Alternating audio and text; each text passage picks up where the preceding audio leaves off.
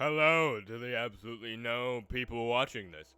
Today, I am very, very excited as my last video got its first actual like. Such a delightful day. Disregarding myself and my alt account that always likes it because it's always good to practice self-love.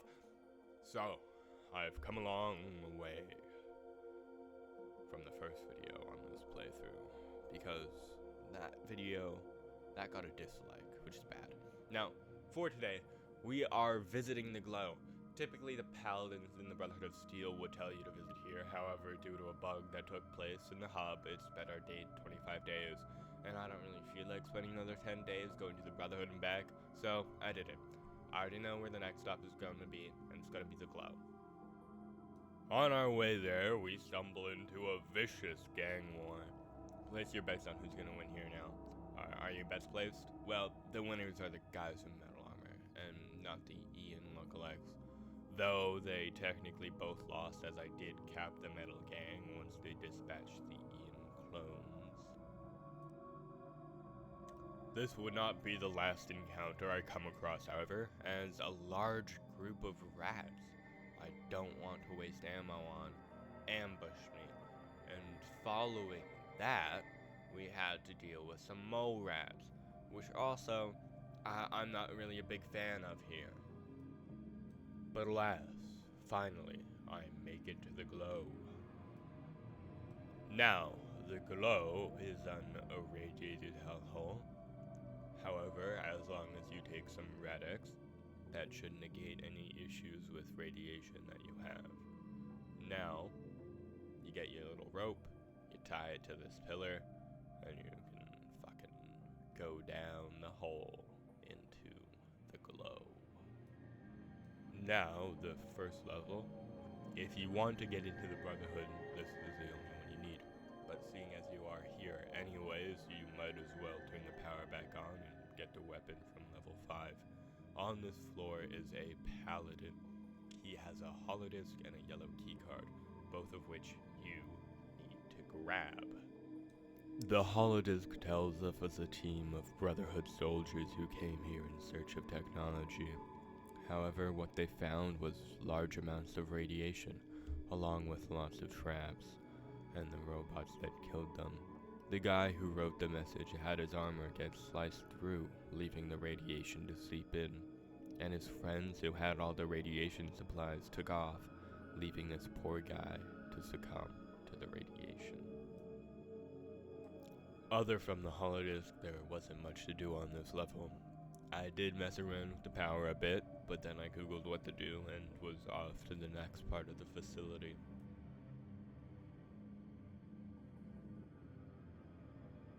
Making our way to level 2, we begin to see these robots.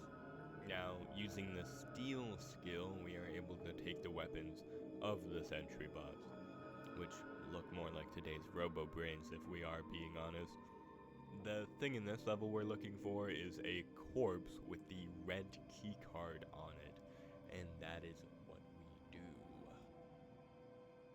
The third level is more of the same. Steal the weapons from the robots, this time use red keycard for the elevator, and we can go to level 4. Level 4 gives us more of the same. Steal the weapons and move on. However, this floor, we see the master computer, also known as Zax. If our science skill was higher, we would be able to actually turn off the security systems for good, but we are unable. Zax tells us that this facility was used to oversee the FEV project, the Forced Evolutionary Virus. Maybe we will find more information on it deeper in. From here, we also obtain some pulse grenades, which should be useful later against some of the security systems. The blue keycard is also on this level, by the way. Reaching level 6, we find the generator. We need to repair it. Now, my repair skill is only 30, so we have to retrace our steps to an earlier portion of the vault to get a tool item we can use to repair the generators, and then we can restore power to the glow. So we get our tool, and after many reloads to fix the generators, we manage to do it and restore power. Fighting some security bots, we make our way back to level 4 to the Zax computer. Now, like I said before, I don't really have a high enough skill to, turn off the security bots. So all we really do on level 4 is beat up some more of them and, move on to level 5. And that's where the real shit is, dog. Now, using the pulse grenades, I throw them at the robots, destroying them instantly, letting the rest of my team destroy the remaining ones I don't destroy. The battle is kind of tough, I guess. The pulse grenades really do all the work here. If I didn't have them, then we wouldn't make it through. But I did, and we do. There are a few logs on this level, the first being the Alpha Experiment tape. Worried by the war with China and scared they may use biological weapons against the US, the researchers at the Globe create a prototype pan-immunity Viron project, which should help defend against biological weapons and radiation. However, the tests have the Viron rapidly mutating, and the researchers are unsure of the long-term effects. They end the log off by saying they are moving on to living subjects. In the following FEV experiment tape, it tells us that the Viron project, now known as the Forced Evolutionary Virus, has begun animal testing. Tapeworms, rats, and rabbits are tested on, increasing in size and resistant to many diseases. Some of the rats even finish their mazes faster before they can move on to human trials. The government moves their research to Mariposa military base, which, if I remember correctly, Harold told us he fell into that vat of green goo.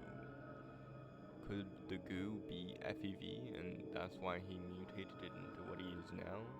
Maybe. I don't know.